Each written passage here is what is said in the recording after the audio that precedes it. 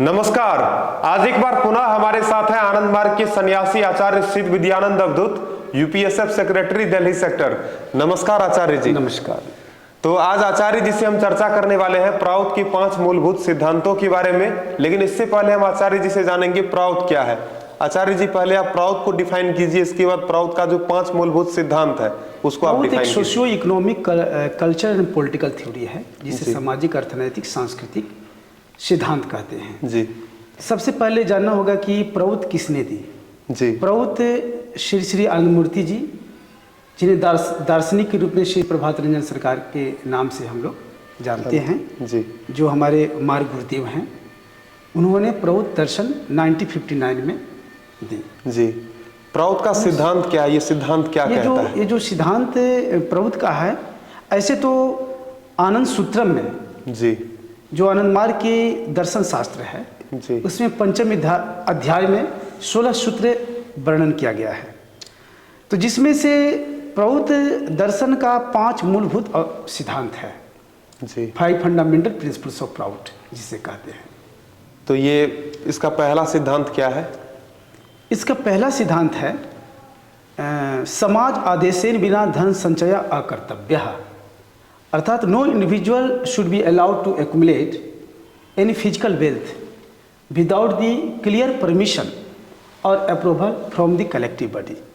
इसका अर्थ क्या हुआ? इसका अर्थ ये है जी, कि कोई भी व्यक्ति समाज के अनुमति और अनुमोदन के बिना धन संचय नहीं कर सकता है। आचार्य जी, अगर आदमी धन संचय नहीं करेगा तो फिर कैसे काम होगा? क्योंकि हर किसी के मन में सवाल आ रहा होगा कि धन संचय करना तो बहुत जरूरी है, इमरजेंसी के लिए जरूरी है। यस। अब बताइए आचार्य जी, प्राउत आपका क्यों ऐसा कह रहा है कि धन संचय हम नहीं कर सकते और आदेश क्यों लेना पड़ेगा? पहले तो ये समझना होगा कि संपदा कितनी है जी। ये 3 प्रकार की संपदा होती है। यस। भौतिक संपदा, अधिभौतिक और आध्यात्मिक संपदा। तो प्राउत दर्शन केवल भौतिक संपदा की संचय करने में वो अनुमति और अनुमोदन की बात करता है, न कि मानसिक और आध्यात्मिक संपदा।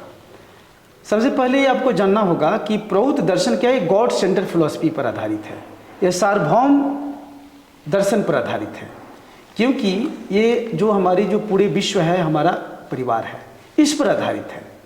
क्योंकि अन्य फिलॉसफी जो आए जैसे पूंजीवाद और साम्यवाद जी, तो पूंजीवाद का जो मेन मोटो ही है कि कुछ लोग जो है धन को संचय कर लेते हैं और बाकी लोग गरीब हो जाते हैं, निर्धन हो जाते हैं जी।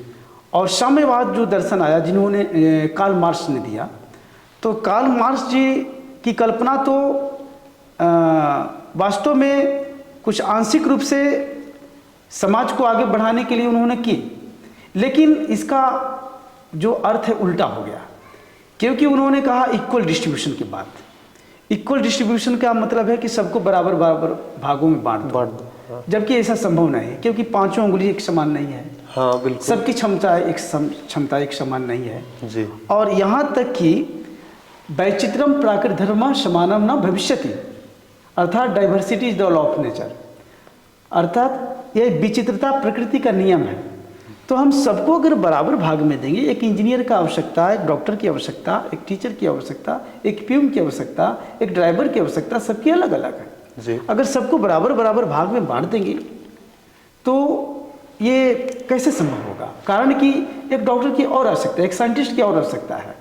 इसलिए क्या होगा कि लोग निश्चेष्ट हो जाएंगे, काम नहीं करना चाहेंगे। जो अच्छे, जो मानसिक क्षमता को जो सदुपयोग करना चाहते हैं समाज के, उनके अंदर में उत्सुकता नहीं रह जाएगा, क्योंकि वो सोचेंगे कि हमें भी उतना ही मिल रहा है, उसे भी उतना ही मिल रहा है। तो इसलिए प्राउत सिद्धांत क्या कहता है? प्राउत सिद्धांत आगे के सिद्धांत में से हम समझेंगे, लेकिन आचार्य जी पहले हम ये समझना चाहते हैं कि समाज आदेशन बिना धन संचय अकर्तव्य, तो समाज का आदेश हमको लेना होगा। यस। तो किन किन लोगों से आदेश लेना पड़ेगा और ये आदेश लेना जरूरी क्यों है? देखिए, समाज से अनुमति का मतलब हुआ जो समाज के प्रतिनिधि होंगे जी। तो प्राउत दर्शन के अनुसार प्रतिनिधि कौन होंगे? प्राउत दर्शन के अनुसार वही प्रतिनिधि समाज का हो सकते हैं जो शारीरिक, मानसिक और आध्यात्मिक रूप से जो विकसित हों, जो यम नियम में प्रतिष्ठित हों। यम नियम की चर्चा की गई है। तो यम नियम को जो मानकर चलते हैं जो समाज की सेवा के लिए जिनका व्रत है, समाज सेवा करना ही जिनका व्रत है, जिनके अंदर में निस्वार्थ की भावना है, वही सद्विप्र होंगे। तो समाज में ऐसे सद्विप्रों को समाज चुन लेता है। जो अच्छे होते हैं व्यक्ति, उन्हें समाज उनके व्यक्तित्व से पहचान लेता है कि कौन है सद्विप्र, तो उनसे अनुमति अनुमोदन लेना पड़ेगा। तो यही है समाज अनुमति का अर्थ। तो आचार्य जी, हम ये भी जानना चाहते हैं कि आदमी धन संचय तो कर पाएगा, मतलब अनुमति लेकर के लोग धन संचय कर सकते हैं, तो क्या कोई बहुत ज़्यादा धन नहीं संचय कर सकता है? देखिए, धन संचय और नहीं करने की बात यहाँ है क्या कि धन संचय कर सकता है, लेकिन अनुमति लेनी पड़ेगी। क्या उसका कोई लिमिटेशन भी होगा कि आपको इतना ही धन संचय करना है? सद्विप्र बोर्ड डिसाइड करेगा जी, समाज डिसाइड करेगा। अब एक और चीज हम जानना चाहेंगे आचार्य जी, आपका जो ये प्राउत सिद्धांत है, हम पहले आपसे प्राउत के बारे में चर्चा किए, आपसे जाने प्राउत क्या है। तो प्राउत किन किन चीजों की गारंटी देता है? जैसे कि पूंजीवाद आया, साम्यवाद आया, ये भी अपना थ्योरी देकर गया और बहुत हद तक इसका असर भी देखने को मिला। अभी प्राउत के बारे में बहुत सारे लोग जानते हैं, लेकिन प्राउत किन किन चीजों की गारंटी देता है, इसका सिद्धांत क्या कहता है? मूल रूप से ये लोगों का कैसे सेवा में मदद करेगा, मतलब लोगों का कैसे ये सहायता कर पाएगा प्राउत आने से, ये बताइए। प्राउत जो सिद्धांत है जी, ये जीवन की जो निम्नतम आवश्यकता है जी, भोजन, वस्त्र, आवास, शिक्षा एवं चिकित्सा, जी, इसकी 100% रोजगार की गारंटी देता है। और इसकी फुलफिल कैसे हो सके, इसकी पूर्ति कैसे हो सके, इसकी भी गारंटी देता है, और उसके लिए रोजगार सृजन करता है प्राउत। तो इस प्रकार से लोगों की आवश्यकताओं की पूर्ति करने में मदद करेगा प्राउत। आचार्य जी, हम ये जानना चाह रहे थे कि ये जो आदमी धन संचय कर रहे होंगे पहले, तो धन संचय करने में कुछ ना कुछ तो दुर्गुण होता होगा, तब जाकर के तो प्राउत ने मना करा होगा। देखिए, धन संचय करने से समाज में दो प्रकार का वर्ग का जन्म होता है जी, एक साधन संपन्न लोग और दूसरा साधन विहीन लोग। जी, एक हो गए गरीब, एक हो गए अमीर। तो इसलिए समाज में वैमनस्यता फैलता है, समाज में क्राइम बढ़ता है, समाज नहीं रह जाता है। तो प्राउत के आने से ये होगा कि ये जितना भी अभी क्राइम हो रहा है, लूटपाट हो रहा है, चोरी डकैती, कई तरह का चीज देखने को मिल रहा है, तो ये सब चीज पे रोक हो जाएगा नहीं एक तरह से? देखिए, नियम है कि अपराध बढ़ने का एक मुख्य कारण है कि उसकी मूलभूत आवश्यकताओं की गारंटी जब नहीं होती है तो अपराध बढ़ता है। किसी का बेटा का तबीयत खराब है, उसे हॉस्पिटलाइज करना है जी, तो उसके लिए पैसे चाहिए, उसके पास पैसा नहीं है, बिल्कुल, तो क्या करेगा? वो दूसरा रास्ता अपनाएगा, है ना। अभाव में मनुष्य का भाव बिगड़ जाता है, मनुष्य का स्वभाव बदलता है जी। तो इसलिए प्राउत जो है एक ऐसा सिद्धांत है जो आध्यात्म पर आधारित है। मैं आपको एक प्राउत की विशेषता बताना चाहूँगा कि जितने सिद्धांत हैं, चाहे वो पूंजीवाद क्यों ना हो या साम्यवाद, तो साम्यवाद तो बिल्कुल आध्यात्मिकता पर आधारित नहीं है, वो तो बल्कि आध्यात्मिकता का घोर विरोधी है। वो तो ईश्वर नाम की कोई चीज़ नहीं है, ये यहाँ तक वो कहता है साम्यवाद की दर्शन। और पूंजीवाद एक ऐसा फिलॉसफी है, more and more accumulation of physical wealth पर आधारित है। अधिक से अधिक मुनाफा कमाना, अधिक से अधिक धन का संचय करना। तो अधिक से अधिक धन संचय, भौतिक संपदा अगर संचय किया जाए तो स्वाभाविक है कि एक के पास नहीं रहेगा, क्योंकि ये जो भौतिक संपदा सीमित है जी, है ना। अब देखिए, आने वाले समय में किसी के पास में 1 बीघा जमीन रहेगा कि नहीं रहेगा, कुछ लोगों के पास वो भी नहीं है, किसी के पास कुछ भी जमीन नहीं है। तो इसलिए इस प्रकार से ये जो मूलभूत जो आवश्यकता है, भोजन, वस्त्र, आवास, शिक्षा, चिकित्सा, इसकी गारंटी इसलिए देता है प्राउत, क्योंकि उस प्रकार का वो रोजगार का सृजन करके लोगों को कार्य में इंगेज करेगा, लोगों को कार्य में व्यस्त करेंगे और उससे अर्थोपार्जन होगा और मार्केट में साधन की उपलब्धता रहेगी और उनकी क्रय क्षमता बढ़ेगी। जब मनुष्य की क्रय क्षमता अगर बढ़ जाए तो सामान कितना महंगा है ये प्रश्न नहीं है। अगर हमारी क्रय क्षमता बढ़ जाती है, मान लीजिए 200 रुपया भी पेट्रोल क्यों ना हो जाए, लेकिन हमारे पास क्रय क्षमता नहीं है तो हम 200 रुपया लीटर पेट्रोल नहीं खरीद सकते हैं। अगर क्रय क्षमता हमारे पास नहीं है तो 25 रुपया भी अगर पेट्रोल लीटर हो जाए आज के समय में तो भी उसके लिए महंगा पड़ेगा, क्योंकि उसके पास, जिसके पास 2 समय का भोजन नहीं है तो उसके लिए 1 लीटर पेट्रोल लेना बड़ा मुश्किल के काम है। तो अभी तक हम जाने कि प्राउत का जो 5 मूलभूत सिद्धांत है, उसका पहला सिद्धांत जो कि अभी आचार्य जी एक्सप्लेन किए उसको तो हम लोग जाने, और ये भी जाने कि धन संचय क्यों नहीं करना चाहिए, धन संचय करने से किस तरह से वैमनस्यता पैदा होता है, एक तरह का डिवीजन पैदा हो जाता है समाज में, अमीर और गरीब 2 तबके के लोग हो जाते हैं। हाँ, तो इसमें एक चीज और है। जी बोलिए। इसमें यह है कि लोग धन इकट्ठा करने का मानसिकता क्या होता है ये जानना होगा। हाँ, रीजन क्या है, रीजन क्या? हाँ, रीजन है कि पहला रीजन है कि जो दिन प्रतिदिन उनका खर्च है, जी, आवश्यकता है, उसकी पूर्ति के लिए धन इकट्ठा करते हैं। जी, फर्स्ट पॉइंट। यस। दूसरा पॉइंट है आकस्मिक घटनाएं या भविष्य के कोई आवश्यकता के लिए या कोई स्वास्थ्यगत कोई समस्या आ सकता है, उसके लिए लोग धन इकट्ठा करते हैं। और तीसरा कारण है उनका मानसिक रोग। जो तीसरे प्रकार के लोग जो होते हैं जो धन इकट्ठा करते हैं, संचय करते हैं, उनका मानसिक एक प्रकार का मानसिक रोग होता है, और धन संचय इसलिए करते हैं कि केवल धन संचय करना है, यस, इसलिए। तो मूलभूत आवश्यकताओं की जब पूर्ण गारंटी रहेगा प्रभुत्व सिद्धांत से, या प्रभुत्व जो सिद्धांत पर आधारित जो सरकार होगी, जी, वह जो मूलभूत आवश्यकताओं की जो गारंटी देता है, न्यूनतम आवश्यकताओं की, तो लोग धन इकट्ठा नहीं करना चाहेंगे।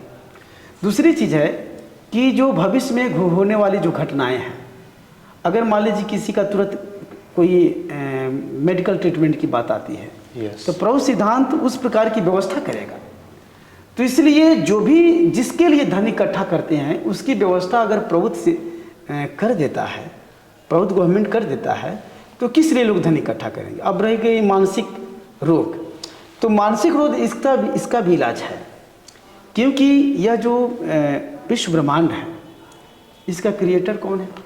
गॉड है, गॉड है, परमात्मा है, परमेश्वर जिसको कहते हैं, परम ब्रह्म। तो अगर मनुष्य के मन का परिचालना अर्थात डाइवर्शन, उसके मन की जो चैनलाइजेशन है परमात्मा की तरफ हो, तो भौतिक क्षेत्र में वो उतना अधिक जो है पागल कुत्ते की तरह नहीं दौड़ेगा। तो इसका मतलब है कि प्रौत इसीलिए मानसिक और आध्यात्मिक स्वतंत्रता दे रखा है। यस। और मानसिक जो क्षेत्र में किसी प्रकार की अनुमति की जरूरत नहीं है। अगर मानसिक संपदा क्या है? ज्ञान की चीजें, विज्ञान की चीजें, ये मानसिक संपदा है। तो मानसिक संपदा पर रोक नहीं लगाता है प्रभु, क्योंकि वो अनंत है, अनलिमिटेड है। यस। तो अनलिमिटेड चीज पर क्यों रोक लगाएगा?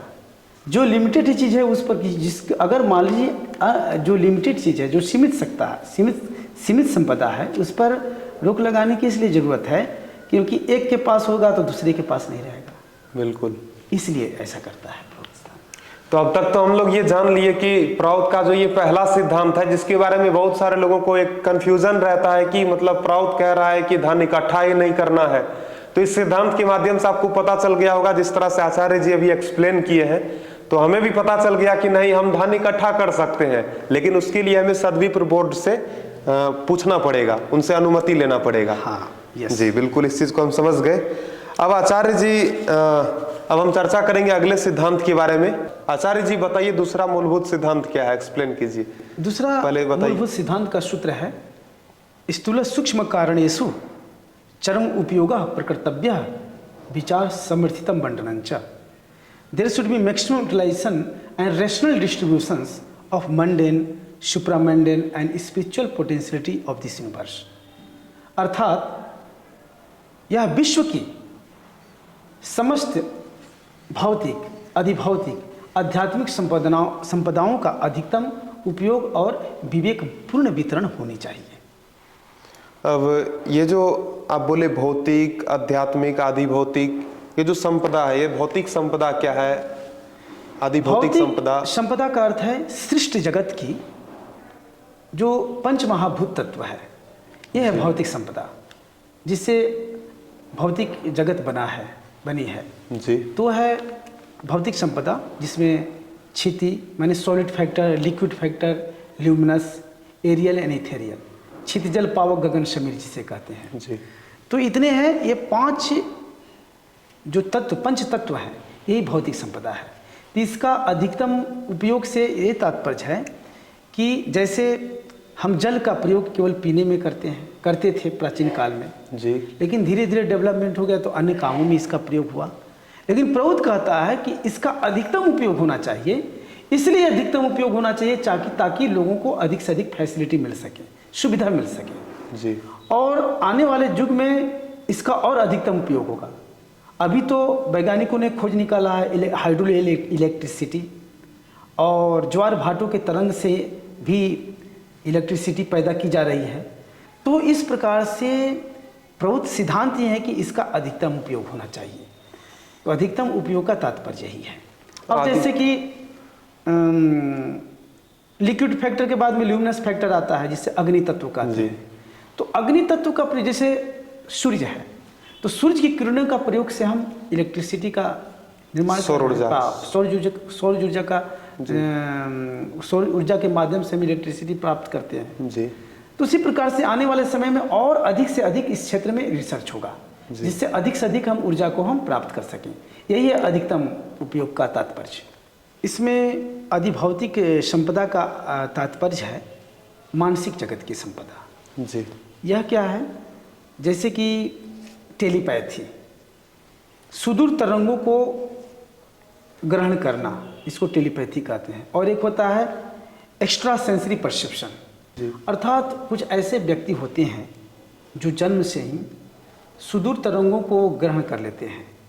जैसे कुत्ता है, तो कुत्ता के अंदर में सेंसरी पावर बहुत ज़्यादा है, तो उसका भी प्रयोग किया जाता है उसकी मानसिक जगत की चीज़ें। तो उसी प्रकार से मनुष्य हैं, तो मनुष्य कुछ जन्म से कुछ ऐसे होते हैं जो एक्स्ट्रा सेंसरी परसेप्शन रखते हैं, उसके अंदर में टेलीपैथी होता है। महाभारत के कार्य की घटना के बारे में बताया जाए, जो वेद व्यास के पास में दिव्य दृष्टि थी, जिन्होंने संजय को भी दिव्य दृष्टि दे दिया, जो महाभारत की युद्ध को धृतराष्ट्र के सामने रखते थे।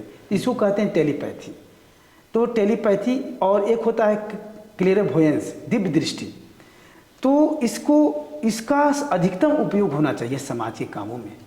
इसका अधिकतम उपयोग का यही तात्पर्य है। जिनको अधिभौतिक क्षमता है वो अपनी क्षमता का अधिक से अधिक उपयोग करें। जी। और आध्यात्मिक क्षमता क्या है? इसका अधिक से अधिक उपयोग कैसे किया जाएगा? आध्यात्मिक क्षमता का अर्थ है, इसको कहता है सुखम अनंतम आनंदम और आनंदम ब्रह्म इत्यादि। आध्यात्मिकता मनुष्य की परम आनंद की प्राप्ति के लिए होती है, और विश्व ब्रह्मांड की जो ईश्वर की जो शक्ति है, उनकी एक विशेष शक्ति से इस विश्व ब्रह्मांड को परिचालित कर रहे हैं, उसको कहते हैं आध्यात्मिक क्षमता। तो आप देखेंगे कि बहुत ऐसे व्यक्ति होते हैं जो आध्यात्मिक गुण संपन्न होते हैं। इसका एक ही मात्र आनंद प्राप्ति करने के लिए होता है। तो कुछ ऐसे व्यक्ति हैं समाज में जो आध्यात्मिक साधक हैं और आध्यात्मिक गुण संपन्न हैं, तो वो अपनी क्षमताओं को अधिक से अधिक प्रयोग करें, और इस प्रकार की जो भूमा जगत की जो क्षमता है, जो ईश्वरीय देन है, उसका अधिकतम प्रयोग किसके काम में होना चाहिए? मनुष्य को आनंद की रास्ता में जाने के लिए, आनंद प्राप्ति हेतु। इसको कहते हैं आध्यात्मिक क्षमता। तो अब तक हम लोग जान लिए भौतिक क्षमता, आधिभौतिक क्षमता और आध्यात्मिक क्षमता। जी आचार्य जी, अगर आध्यात्मिक क्षमता का अधिक से अधिक यूज किया जाए तो इससे तो आदमी का मेंटल डेवलपमेंट भी होगा, और हमको लगता है कि इससे भौतिक क्षमता जो है आदमी का, जो भौतिक संपदा है उसका भी लोग सही से उपयोग कर पाएगा। क्या आध्यात्मिक क्षमता का लोग अच्छे से अगर उपयोग करे तो हर चीज का उपयोग सही से कर पाएगा? हाँ, ये बात है, ये चीज है जी। अब हम जानते हैं आचार्य जी आपसे कि ये जो आप अभी कुछ समय पहले विवेकपूर्ण वितरण की बात किए थे, ये विवेकपूर्ण वितरण क्या है? देखिए, विवेकपूर्ण वितरण का यहाँ तात्पर्य है, ऐसे विवेकपूर्ण का मतलब हो गया कि हर एक व्यक्तियों की आवश्यकताएं अलग अलग हैं जी, और सबका समान आवश्यकता नहीं है, इसलिए विवेकपूर्ण वितरण की बात करता है प्रौद्ध। तो इसके लिए सिस्टम है। पहला सिस्टम है अतिरिक्तम प्रदातव्यम गुणानुपादेना। इसको कहते हैं आफ्टर डिस्ट्रीब्यूटिंग माने to giving minimum requirement of life. जब मूलभूत आवश्यकताओं की गारंटी हम देते हैं लोगों को जी, उसके बाद जो सरप्लस होता है that will be distributed according to the merit to the meritorious. जो गुण संपन्न लोग हैं उनको डिस्ट्रीब्यूट कर दिया जाएगा, क्योंकि उनके अंदर में एक्स्ट्रा कुछ ज्ञान है, एक्स्ट्रा क्षमताएं हैं, इसलिए उनको दिया जाएगा। लेकिन सबसे पहले मूलभूत जो आवश्यकता है समाज के लोगों का, उस पर ध्यान दिया जाएगा। उसके बाद जो सरप्लस होगा, अतिरिक्त होगा, तभी उसको गुणी संपन्न लोगों के बीच में बांटा जाएगा। दूसरा है कि वैचित्रम प्राकृत धर्म समानम भविष्यति, the diversity is the law of nature. ये जैसे मैं पहले भी कह चुका हूँ, विचित्रता प्रकृति का नियम है। विचित्रता प्रकृति के नियम है। तो हर एक चीज में डाइवर्सिटी है, हर एक मनुष्य समान नहीं है, सब मनुष्य के नाक एक समान नहीं है, मुंह समान नहीं है, सबकी आंखें अलग अलग है, सबका अलग अलग शरीर है, सोच भी अलग अलग है। तो इस प्रकार से सब समान नहीं हो सकता है, इसलिए यह विवेकपूर्ण वितरण करने की आवश्यकता है। तीसरा है युगश सर्वनिम्न प्रयोजनम सर्वेषां विधेयम, अर्थात the standard of minimum requirement of life will be ever increasing according to the era. अर्थात युग के अनुसार जो है मूलभूत आवश्यकताओं की जो स्टैंडर्ड है, उसका स्तर है, वो बढ़ता जाएगा। जैसे एक समय भोजन वस्त्र आवास ये मूलभूत आवश्यकता थी जी, बाद में भोजन वस्त्र आवास शिक्षा चिकित्सा हुई, और उसमें भी आप देखेंगे कि आज के समय में ये जो है एक व्यक्ति को बाइक बहुत जरूरी हो गया है। एक समय था कि पैदल लोग चलते थे, बैलगाड़ी से चलते थे, घुड़सवारी करते थे, टमटम पर चलते थे, लेकिन आज जो है हर एक व्यक्ति को एक एक बाइक की जरूरत पड़ेगी। तो यह युग के अनुसार पड़ रही है जी। तो हो सकता है आने वाले समय में एक एक लोगों को कार की जरूरत पड़ेगी। इवन ये भी हो सकता है आने वाले समय में, हो सकता है साधारण व्यक्ति परिकल्पना न कर सके, लेकिन आने वाले समय में एक एक व्यक्ति के पास में एक एक रॉकेट भी दिया जाएगा, क्योंकि इतनी वैज्ञानिक रूप से काफ़ी उन्नत हो जाएगा समाज। तो इसलिए इसे कहते हैं युगस्य सर्वनिम्न प्रयोजनम सर्वेषां विधेयम, युग के अनुसार आवश्यकताओं की जो स्तर है बढ़ता जाएगा। बिल्कुल। अब तक हम लोग प्राउत के द्वितीय मूलभूत सिद्धांत तक जान चुके हैं। अब आचार्य जी जानेंगे तृतीय मूलभूत सिद्धांत क्या है। प्राउत का जो तृतीय मूलभूत सिद्धांत है वो क्या है?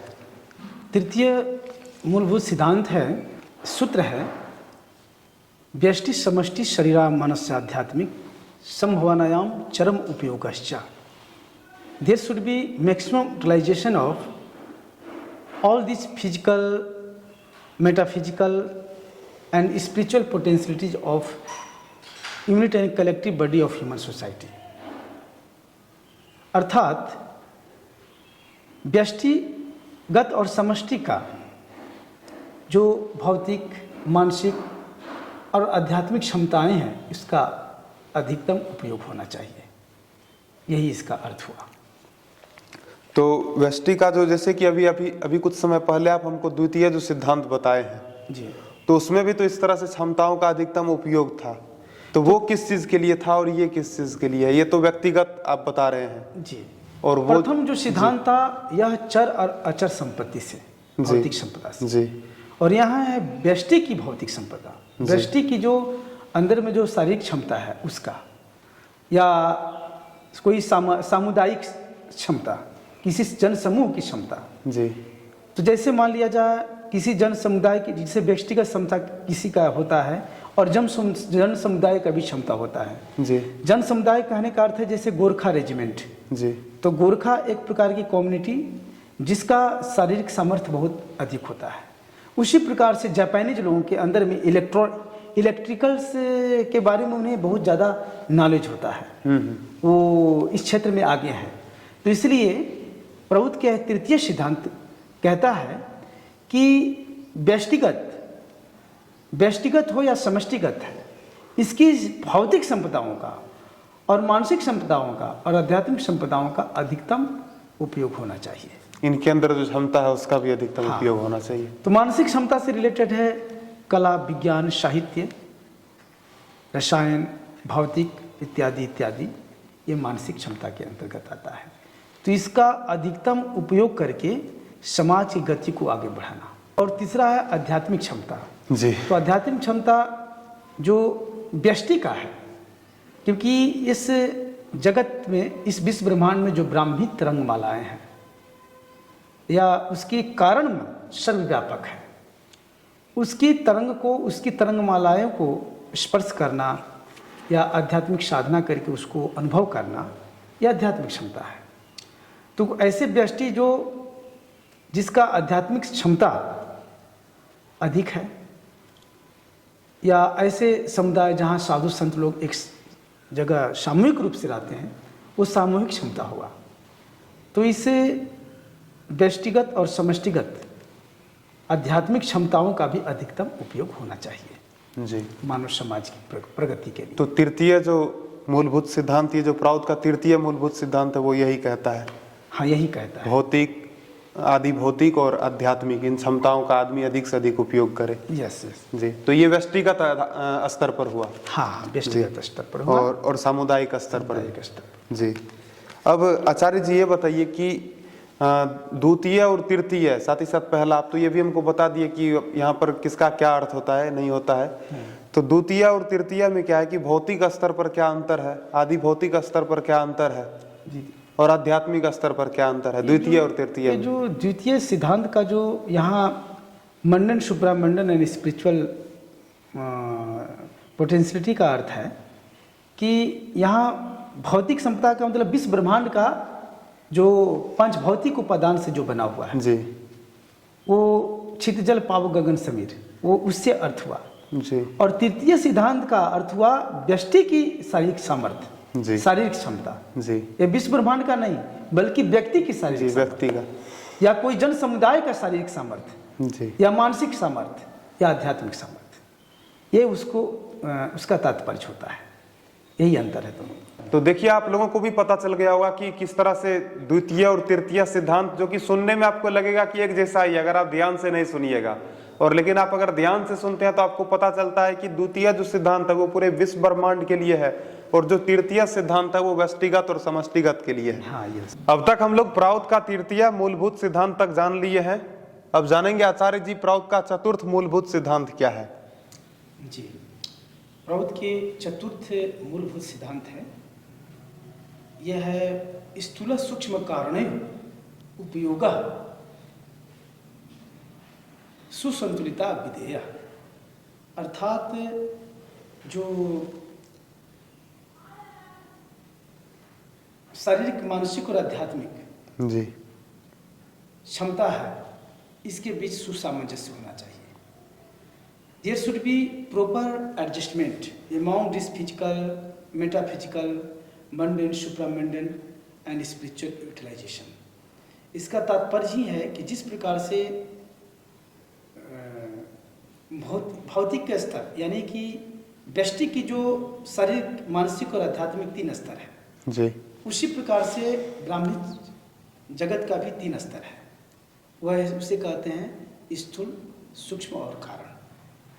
तो ये तीनों के बीच सामंजस्य होना चाहिए, तीनों की उपयोगिता में सामंजस्य होना चाहिए। तो इसका उदाहरण लिया जाए, अगर कोई व्यक्ति जिनका शारीरिक सामर्थ्य ज़्यादा है, तो उससे शारीरिक सामर्थ्य से काम में लाया जाएगा, उससे उसी प्रकार का काम लिया जाएगा। कोई ऐसे व्यक्ति होते हैं जिसके अंदर में शारीरिक सामर्थ्य भी होता है, मानसिक सामर्थ्य भी होता है और आध्यात्मिक सामर्थ्य होता है। तो वैसे गुण संपन्न व्यक्तियों का सबसे अधिक जो उपयोग होना चाहिए, उसका आध्यात्मिक सामर्थ्य का, आध्यात्मिक क्षमता का उपयोग होना चाहिए। उसके बाद में उसके मानसिक क्षमता का उपयोग होना चाहिए, माने मानसिक क्षमता का उपयोग आध्यात्मिक क्षमता से न्यूनतम होना चाहिए। उसी प्रकार से उस व्यक्ति, जो आध्यात्मिक संपन्न व्यक्ति है, उसका शारीरिक क्षमता का न्यूनतम उपयोग होना चाहिए। इस प्रकार से इसका उपयोग, यूटिलाइजेशन का उपयोग का के बीच में सामंजस्य होना चाहिए। सामंजस्य स्थापित करते हुए हम काम करेंगे, करना होना। अगर सामंजस्य स्थापित करते हुए अगर ना इसको किया जाए तो फिर क्या प्रॉब्लम हो सकता है? इसका ये होगा कि समाज में विशृंखलता पैदा होगी जी, और समाज की जो स्थिति है, जो है बिल्कुल, जो कंसेप्ट ही कोलैप्स हो जाएगा, और आज जैसा दिखाई दे रहा है। जी, आज के समय में ऐसा होता है, इसीलिए मैंने ऐसा सवाल किया आपसे। ऐसा हो रहा है जी, कि ऐसी परिस्थिति आ रही है कि जो आध्यात्मिक संपन्न दृष्टि है, उसकी उपयोग नहीं होने की वजह से, उसकी क्षमता का उपयोग नहीं होने से क्या कर रहा है कि वो उसकी दिशा गलत की ओर जा रही है। जी, ये नियम है कि अगर क्षमताओं का उपयोग ना हो, क्योंकि ये भी क्राइम का बहुत बड़ा कारण है कि non utilization of potentiality and misutilization of potentiality, ये दोनों कारण दोनों जो है पाप का कारण है। तो इसलिए जो क्षमता है उसका अधिकतम उपयोग होना चाहिए इस सीक्वेंस में, कि आध्यात्मिक जो व्यष्टि है जिनका सामर्थ्य अधिक है तो उनका सामर्थ्य, आध्यात्मिक सामर्थ्य का ज़्यादा, क्षमता का ज़्यादा उपयोग होना चाहिए, और उस व्यष्टि का उससे अधिक, उसका कम जो है मानसिक क्षमता का उपयोग होना चाहिए, और उसकी शारीरिक क्षमता का उपयोग न्यूनतम होना चाहिए समाज की भलाई के लिए। बिल्कुल, ये सीक्वेंस है, यही इसका तात्पर्य है। तो आपको पता चल गया होगा कि प्राउद का जो चौथा मूलभूत सिद्धांत है वो क्या है, और किस तरह से आचार्य जी बिल्कुल एकदम सरल भाषा में समझाए। हम भी एकदम चौथा सिद्धांत एकदम समझ चुके हैं। अब हम जानेंगे प्राउद का जो पांचवा मूलभूत सिद्धांत है, जो आखिरी है, इस सिद्धांत के बारे में आचार्य जी से हम जानना चाहेंगे। पांचवी मूलभूत सिद्धांत का जो सूत्र है जी, देश काल पात्र ही उपयोगा परिवर्तनते ते उपयोगा प्रगतिशीला भवेयुः। The method of utilization should vary in accordance with the changes in time, space and person, and utilization should be of progressive nature। अर्थात ये देश काल पात्र के अनुसार हमें पॉलिसी में परिवर्तन लाना पड़ेगा। जो प्राउद का जो पांचवा सिद्धांत कहता है ये बहुत इंपॉर्टेंट सिद्धांत है जी। कारण कि अभी के जो समय में बहुत ऐसे लोगों की मानसिक जो रूढ़िवादी विचारधारा को लेकर के चल रहे हैं, और उनके लिए यह सिद्धांत है कि पुरानी नर कंकाल को से चिपक करके रहने से काम नहीं चलेगा। हमें जैसे जैसे समाज की गति आगे बढ़ रही है, जिस प्रकार से जैसे साइंस एंड टेक्नोलॉजी का जैसे डेवलपमेंट हो रहा है, उसके साथ हमें ताल में ताल मिला करके चलना होगा। क्योंकि प्रभुत्व का जो पंचम सिद्धांत है इसका दो पक्ष है। पहला भाग है कि यह देश काल पात्र के अनुसार या विधि में परिवर्तन करना चाहता है, या विधि के जो नियम है उसके उपयोग में परिवर्तन होता रहेगा। और दूसरा है कि कोई भी चीज़ का जो उपयोग है प्रगतिशील स्वभाव का होगा। अब इसका तात्पर्य क्या है समझना है कि जैसे कि अगर कोई भी फैक्ट्री है तो एक जो कर्मचारी होता है, जो श्रमिक होता है, रात दिन काम करता है उसमें, क्योंकि फैक्ट्री किसका है, किसी पैसे वाला व्यक्ति का है या और किसी गवर्नमेंट का है, बिल्कुल, लेकिन वो रात दिन खट रहा है उसमें। तो प्रौद कहता है कि साइंस एंड टेक्नोलॉजी के माध्यम से, विज्ञान और तकनीकी के सहयोग से हम स्वचालित और आधुनिकीकरण कर लेंगे जो समय और क्षमता को, ऊर्जा को बचाते हैं। तो जो मान लीजिए जो श्रमिक 12 घंटा खट रहे हैं प्रत्येक महीना में, तो अगर विज्ञान और तकनीकी का प्रयोग कर दिया जाए तो एक सप्ताह में मात्र अगर 3 घंटा भी अगर कोई काम कर ले तो वह एक सप्ताह की जो मूलभूत आवश्यकता है उसकी पूर्ति के लिए वह सक्षम हो सकेगा। तो इसका तात्पर्य ये है कि हम देश काल पात्र के अनुसार हम साइंस एंड टेक्नोलॉजी का उपयोग करेंगे और अपने पॉलिसी में भी परिवर्तन करें, लेकिन प्रिंसिपल्स में कभी परिवर्तन नहीं किया जा सकता है। अभी वर्तमान समय में आचार्य जी एक और चीज लोगों के माइंड में रहता है कि ये तो प्राउद का मूलभूत सिद्धांत का हम लोग चर्चा कर रहे हैं आपसे, तो अभी के वर्तमान समय में क्या होता है कि जैसे जैसे कह रहा है कि टेक्नोलॉजी बढ़ता जा रहा है वैसे वैसे आदमी बेरोजगार होंगे। अभी जैसे कि AI का जमाना आ गया है, तो आचार्य जी ये क्या है कि अकॉर्डिंग टू टाइम क्या हो रहा है कि AI किसने बनाया है? मानवों ने बनाया है। मानवों ने बनाया है जी। तो इसका मतलब कि AI मानव के अंतर्गत काम करेगा ना, उसकी ही क्षमता से तो बनी है। हाँ, आप कह सकते हैं, इसका और उदाहरण दिया जाए तरीके से कि लोग कह रहे हैं कि आधुनिकीकरण करने से जो बेरोजगारी फैल रही है, अधिक से अधिक लोग बेरोजगार हो रहे हैं, ये पूंजीवादी अर्थव्यवस्था के दिन है जी। कारण कि पूंजीवादी अर्थव्यवस्था में क्या होता है कि अधिक से अधिक मुनाफा कमाना ही मेन मकसद होता है, और वो भी कोई एक आदमी कमा कर रखता है।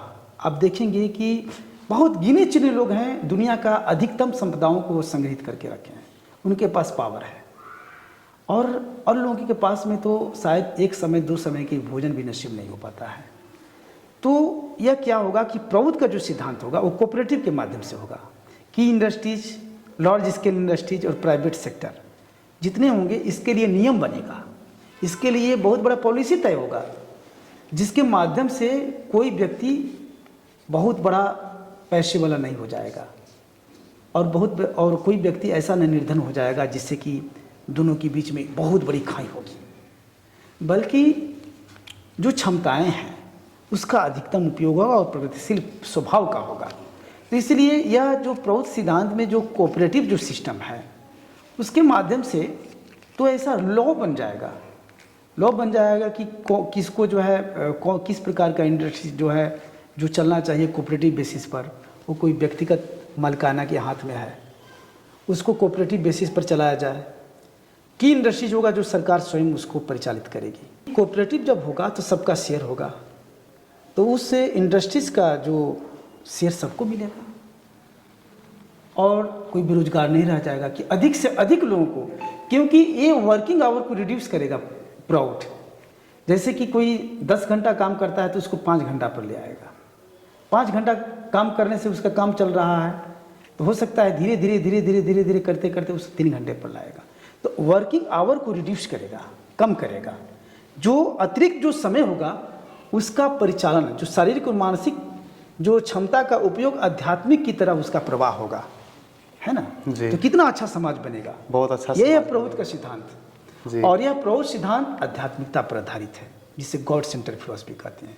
और पूंजीवाद है सेल्फ सेंटर पर, अपने आप को केवल देखता है, अपने हित में सोचता है।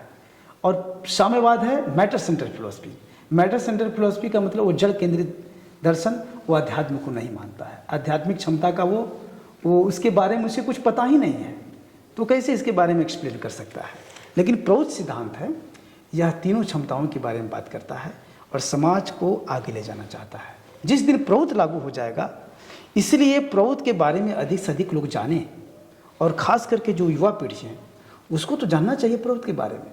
क्योंकि आज इतने विद्यार्थी लोग जाते हैं प्रेशर से, माता पिता का प्रेशर और पढ़ाई लिखाई का प्रेशर, सुसाइड कर ले हैं, कोटा की जो घटनाएं जो आई है, ये क्यों? क्योंकि उसे पता नहीं है कि हमें क्या करना चाहिए।